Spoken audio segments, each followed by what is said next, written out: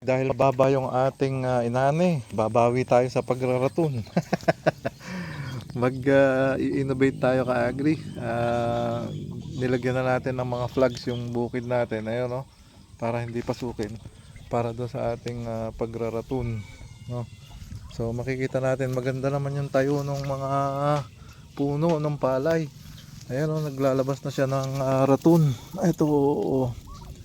So ito, pag nagratun, may advantage kasi hindi ka na magko-cultivate ng lupa, hindi ka na mamumunla, hindi ka na magtatanim, nandyan na kaagad yung iyong materials. So hindi ka na maghihintay ng paglaki ng palay, vegetative phase, diretso na siya.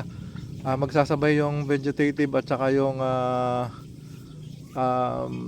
kanyang reproductive phase ka-agri. So makikita mo, meron na kaagad. So ito, susuportahan natin to ng nitrogen para dumiretso sa pagdadahon, pag-stem. Ayan, oh, one day pa lang ka-agri, kahapon lang meron na siyang ratun. Ito, oh. So dediretso natin to ka-agri. Mukhang maganda siyang iratun.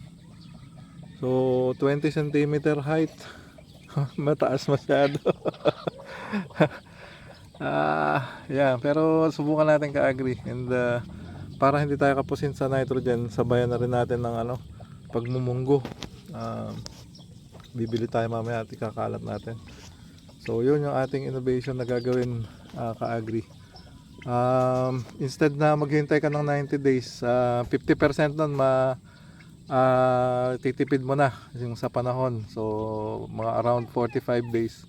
By October, mag-expect tayo na makakapagpa-harvest kung magiging successful yung ating project. Yan, abangan ulit, ka-agri sa RC604, babawi tayo sa ratun.